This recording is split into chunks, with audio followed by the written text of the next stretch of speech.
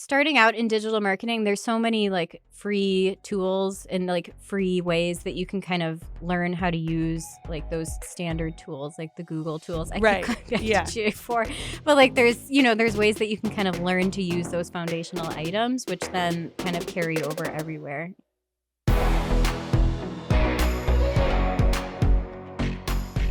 Welcome to Modern Marketing Messages, the leading podcast discussing the latest and greatest in both online and offline marketing tactics, strategies, and trends. I'm your host, Taylor Karg, marketing content writer at AmericanEagle.com.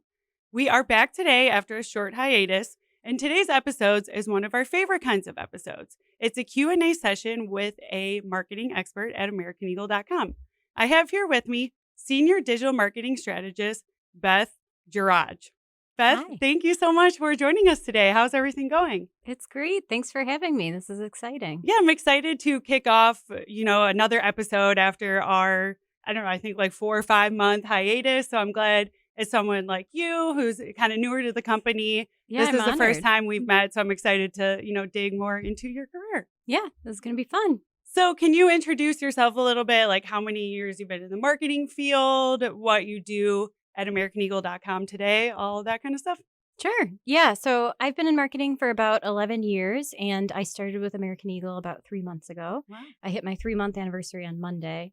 Oh, congrats. Yeah. So they threw a solar eclipse for me, which Yeah. is great. So that was really fun. But yeah, so hit 3 months and at American Eagle, I'm a senior digital marketing strategist. So my role here is to work with our marketing retainer clients. And my role on that team is to build the roadmap for those clients. So wow. I kind of work with the team to make sure that each client has a strategy in place and kind of direct everybody and make sure our efforts are driving towards the client's goals.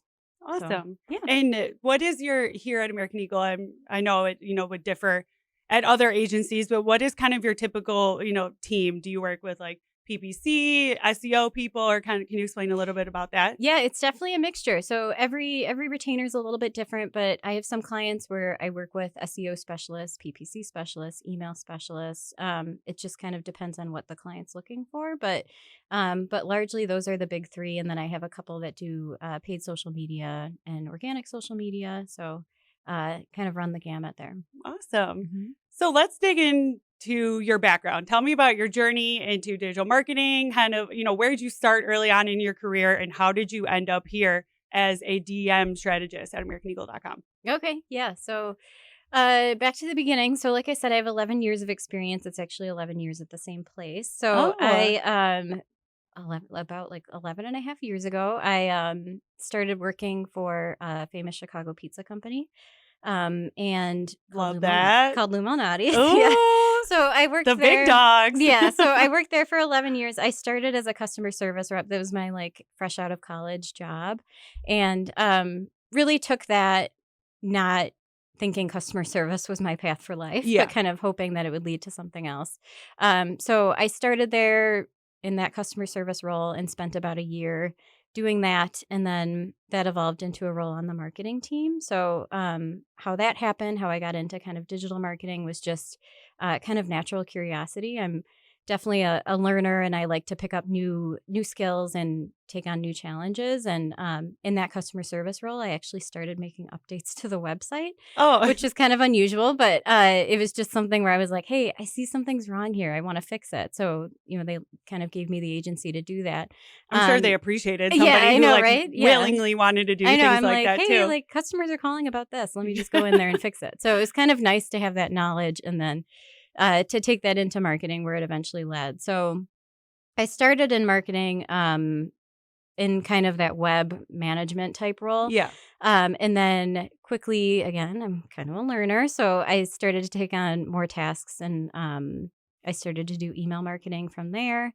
Did a ton of that. And then I did SEO over the years. So really like kind of you name it, I've done it, kind of a utility player at that company. And it was great. It was really fun and took on a lot of big projects and yeah. So how I ended up at American Eagle, I started to feel like I wasn't learning as much as I wanted to be and really felt like kind of both personally and professionally, I needed kind of a move to get to that point where I Yeah. was really learning again. Yeah. So I found this place and kind of went from like one extreme of marketing and talking about pizza for 11 years to now over the past 3 months, I've taken on clients in like, you know, 10 different industries and kind of gotten to do like lead generation marketing and a ton of different things. So that's been great for me for my like kind of curiosity and Yeah. and kind of want to learn new things. That's awesome. But I yeah, love how not necessarily even thinking that you wanted to, have a career in digital marketing. And then all of a sudden you kind of just, carved your own path and sure. figuring out what you like and what you didn't like. And I think that's very admirable. I like that. Yeah. What do you think, with your 11 years of experience, what do you think has been one of the most significant changes in, digital marketing overall that you've seen? Sure. I'll show my age a little bit here. So so back when I started like almost 11 years ago, kind of that mentality of like mobile first was coming out. Right. Yeah. So when I was thinking about this, I was like, what's the most significant thing that's changed? And I think that's it, is kind of that move towards like mobile first mentality and making sure we're optimizing every experience for how users want to experience it, which is on their mobile devices usually. Yeah. So that's kind of like a major change that like, coming out of college wasn't necessarily a thing. And then like Yeah. once I started in the workforce, it started to really become a thing. So Yeah, even thinking about, yeah. like, my own life, looking back, to, like, middle school, high school, all that stuff when, we just kind of started getting into cell phones and stuff, and I'm like, "How did I even, like, ever look anything up?" Or Right. because now I'm Yeah. so, addicted to my phone where if I have a question, I pick up my phone and I look it up, or I do all my online shopping basically on my phone now too, so it's just Yeah. amazing Yeah, for how sure. things have evolved. I know, yeah, and it was unusual too, but I remember when I started with Lose, I didn't even have a smartphone. Like, I was Yeah, thinking back the, on it, like, and I'm like Nokia and I know bricks. I was, like, one of the people, one of the few that didn't, but I'm like, "Wow," like, it's just, it's changed everything. Yeah, So, I it don't is know. great. I'm Yeah. sure it'll change many times over too. Sure, yeah. So, what digital marketing strategies do you think are undervalued today? Undervalued, I would say, for one, behind strategy is understanding your customers, but then like kind of taking that a step further and making your marketing strategy personalized to those customers and kind of meeting them where they're at. So I see a lot of like kind of blanket strategies in terms of like, for example, sending the same email to an entire list of people, instead of segmenting and kind of trying to kind of meet different users and talk to them on more of a personal level. So Yeah. I think personalization is one thing that could be thought about more, and then kind of taking that a step further to really understanding your customer base and like um, kind of what makes them tick. Yeah. I totally see what you're saying. And like as a strategist, you mentioned that you work with our clients to, build roadmaps. So what do you do to understand like our clients so that you're able, to help build those personalized campaigns and all that stuff? Yeah, for me, it's asking a ton of questions. Like when we first kick off a retainer, I've joked I feel like I'm a teacher at the front of the class, and Yeah. I'm like just like asking everybody questions. This is email. Right, yeah, like here's this. What do you think of this? So definitely for me in that role, kind of onboarding to someone new where I don't know necessarily know their customers is just a ton of questions. But then taking it from there, there's data sources to look at, like you can get some data in GA and other places like that to kind of figure out who are the actual customers of this company. And then what's actually super interesting is when kind of the client thinks one thing about their customers, but the data tells you otherwise. So, Right. Yeah. so yeah, all of that kind of goes into it for sure. Well, that your response actually just segues very nicely into my next question, which Mhm. is, what role do you think data and analytics play in shaping overall digital marketing strategies? Yeah, I mean, I think it's crucial. That's like if I didn't have my GA4, I don't Yeah. know what I would do. So I think definitely it should be, and I think for us for like what we do, a lot of times it's a part of every single thing that we look at. Yeah, absolutely. It's data is everything. Data is key. It doesn't lie. It tells you how your marketing's really performing Yeah, for and that's sure. how I think every business makes smart decisions and just by Mhm. digging into the numbers. Absolutely, yeah. So speaking of GA4, what were your thoughts of like the whole transition from Oh, UA to boy. GA4? Yeah. Yeah, I fought it for a long time. Yeah. I think Yeah, everybody until that did. July cutoff, I was in denial. I was like, "No, no, they're gonna extend this. It's gonna be fine." But yeah, I think at first I was like, "I do not like this. It's so different." But there's actually some powerful tools in there, I think. So I am getting on the side of Team GA4, but I do miss my universal Yeah. analytics. Yeah. I think Big that's a time, yeah. consensus I've gathered from a lot of people. It's Yeah, like, there I are good know. things about it and whatever, we have to use it anyway. I So know, yeah, I do miss it, I do, yeah. So can you share a successful campaign you've led and what made it successful? And I would be curious if you have like an example that you can share from your days, at Lumelnati's as Yeah, well as an example from AmericanEagle.com. sure. So for my days at Lumelnati's, we had our, local restaurants, and then there was also an e-commerce shipping division. So, Right. Okay. the fun part about my job is I got to kind of do both sides. So it was kind of more of a varied job. But for the e-commerce division, early last year we started shipping thin crust pizzas for the first Oh, time. It was always the deep dish, and then we started shipping the thin crust. So a really fun campaign we did was around kind of promoting the launch of those. So an idea was to do a survey for people to say like traditionally, Chicago style thin crust pizza is cut in squares, yeah. as you guys probably know. So the survey was around like, do you like the interior pieces with no crust, or do you like the exterior pieces Okay. with like the crust? So Yeah. we called it, "Are you an innie or an Yeah. outie?" So I'm an outie, just so you guys know. But I I dabble in both. I yeah, like a variety. I know, yeah. I can see that. So we developed kind of this the fun part was like, okay, how are we going to get this out to people? So my role, I kind of helped develop the landing page for it and like the questions we were going to ask, what information we were going to collect. Yeah. And then we kind of had this like PR plan around it as well. And we ended up it was a success. We ended up getting like I think maybe like 20% more email Oh, subscribers wow. added to our list, to a big list as it was. So it was great. What And channels did you guys end up using for the yeah, it survey? was like total omni-channel. We sent it via email. We sent it on social media. We put paid behind it. It was kind of all over the board. We did a PR push. Oh, wow. Love that. So kind of total Yeah. omni-channel for sure. But it was a fun one because it felt like a lot of people collaborating together across all channels to kind of bring this thing to life. And of course, it was on a tight timeline. But Yeah. yeah, it I was a like that. fun It's one. funny too, like, just the in-your-reality thing Yeah, too, I know. and I that I catches have to people's say, yeah, attention. marketing pizza is there's worse things for Yeah. sure. Yeah, it was fun. Yeah, Yeah. I'm sure there's, opportunities to have more fun with it than, say, some, like, B2B clients or Sure. something like that, Yeah, but for sure.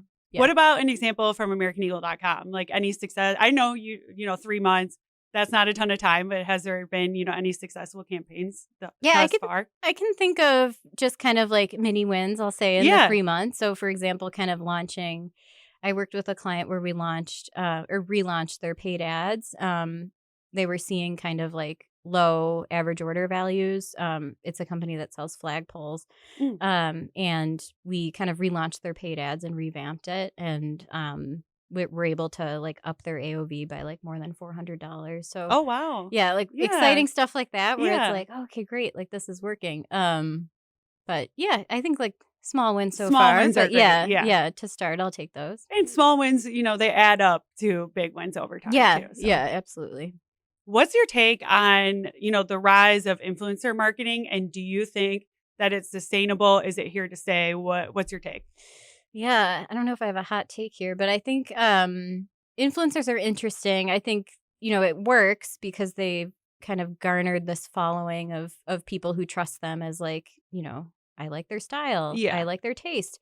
Um I think for me, seeing it more and more and more, I do wonder, like, as more people try to get a slice of that, like, influencer pie, Yeah. like, is this still going to work? Yeah. Or as consumers, are we going to start kind of seeing through it? Like, you know, so I guess that's how I feel about it is kind of just like waiting to see. But I will say I have seen it work in some Yeah. cases if, the right partnerships, for the right brand, I think Yeah. can definitely work. But, um, I don't know if I'm sold on it as like a strategy Yeah. that's here to stay. I think we'll see. I definitely agree with you. And Mhm. sometimes I feel like, social media is just so inundated with influencers now that I'm like, okay, I'm kind of like sick of everybody thinking they're an Yeah, influencer. everybody peddling different products Yeah, and and it's like yeah. none of this stuff is like making me laugh. It's I don't know, I guess it Yeah. just depends on what you would want to use your social media for. If it is finding products that people like, then yes, but if it's like to be entertained, how I like mine, then yeah, maybe it doesn't work so Yeah, well. yeah, and I think it's kind of like again with those partnerships is finding one that's right where like your audiences match up, and Yeah, I think sometimes it's hard to like exactly hit the mark. And it's yeah, also sometimes hard to prove that it's working. yeah, yeah. So, yeah.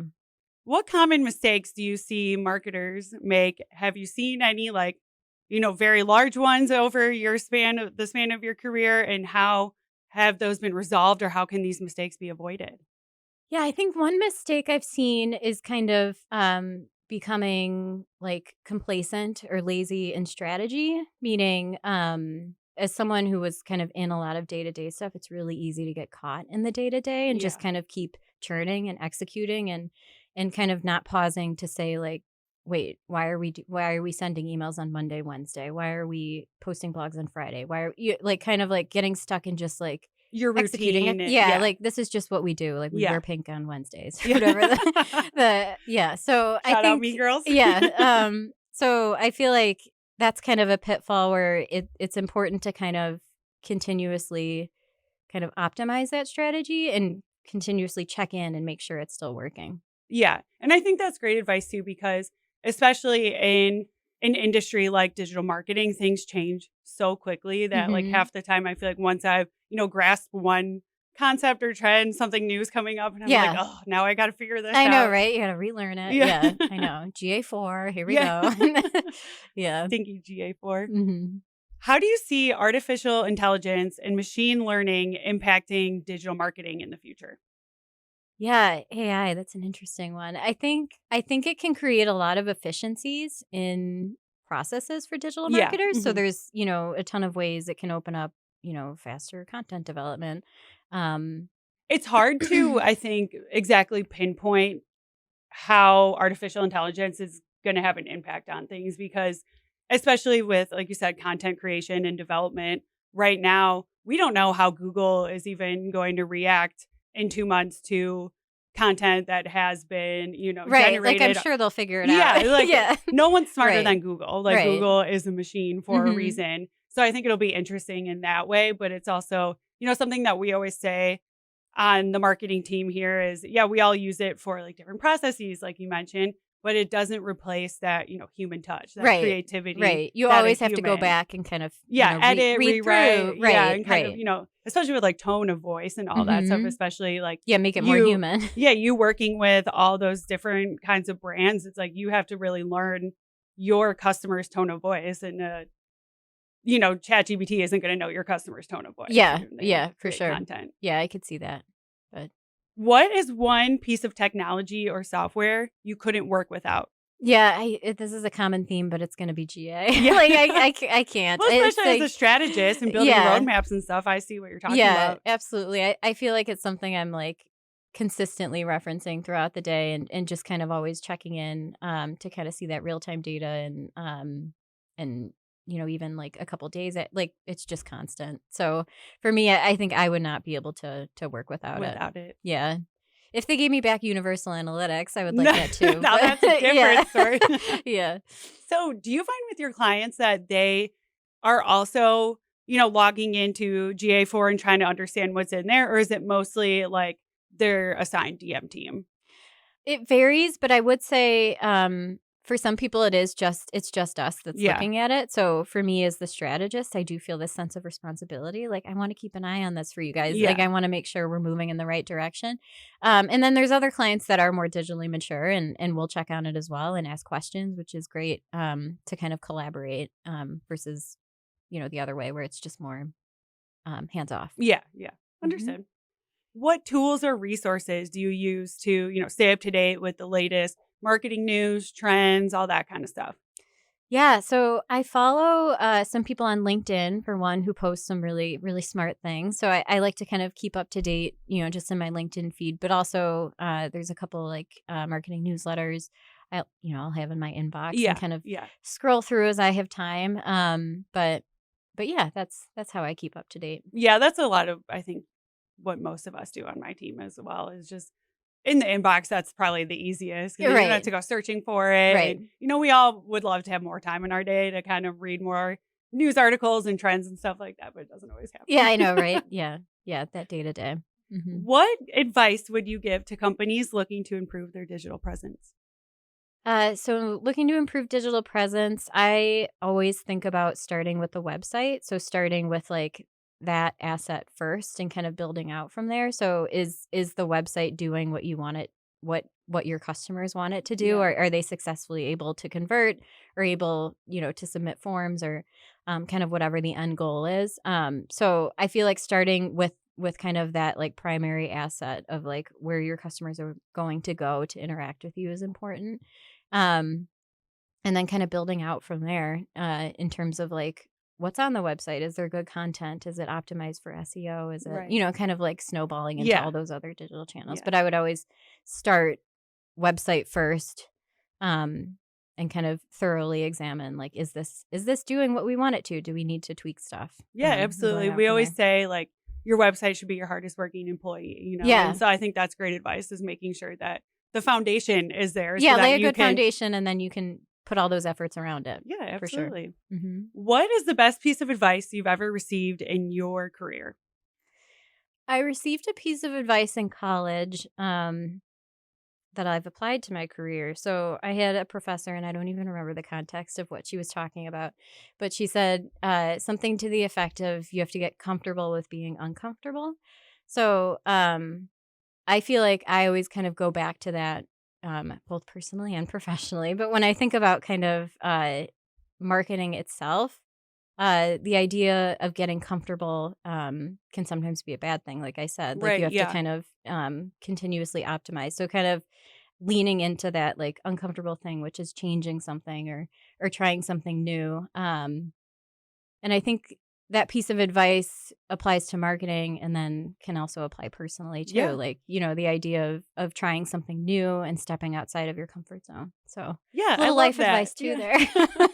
Like you said, it works both ways. And it seems like, you've taken your own advice, just seeing how you started out in customer service and then, hmm moved to the marketing team and all that stuff. So you've done a great job of Yeah. taking Thanks. your advice. I tried. Yeah, I know. Yeah. So for someone that's just starting out in digital marketing, say, a college student trying to find their first job, what skills would you recommend they focus on developing first? Yeah, I think starting out in digital marketing, there's so many like free tools and like free ways that you can kind of learn how to use like those standard tools, like the Google tools. I keep Right. going back to Yeah. GA4, but like there's ways that you can kind of learn to use those foundational items, which then kind of carry over everywhere. Yeah. Yeah. So, Beth, that I have one last question for you today. And, now that we've dug into your career and all of your, wonderful insights in digital marketing, outside of digital marketing, tell me, one fun fact about you. Okay. One fun fact. So, I have very long hair, and fun fact about me is I've donated to Locks of Love, probably 10 times. Oh, really? Yeah. Oh, that's So, yeah. awesome. Fun fact: I grow my hair out really long, and then I cut it, and then I grow it out long, and I cut it, and I've been doing that probably for the past like 20 years. Yeah, that's Yeah. awesome. That's So that's a great. fun fact. And then I'll give you one more fun fact. I also have an identical twin. No So way. I do. Awesome. What's her Yeah. name? Her name's Kate. Kate and Beth. Mm-hmm. Oh, love that. Yeah. Yeah. So fun stuff about Fun me. stuff. Well, Long thank hair you and a so yeah. twin. Yeah. Hey, I've always wanted a twin when I was younger. I was like, oh, I just thought it Yeah. would be so It's the cute. best. It is. Yeah. I wish you had it, but Yeah. yeah. Well, thank you so much for joining us today. I enjoyed, getting to know you and getting to know your career and just, meeting somebody new at the company. Yeah. Nice to meet you as well. Thank Yeah. you. Thank you for listening to Modern Marketing Messages. For more information about the topic discussed today, check out the description of this episode. And if you like this episode, follow the podcast wherever you listen to them to stay up to date with us. While you're at it, give us a rating and share this podcast with others. Don't forget to follow us on social media at Modern Marketing Messages. This episode is brought to you by AmericanEagle.com Studios. I'm Taylor Karg, and I'll be back with another Modern Marketing Message.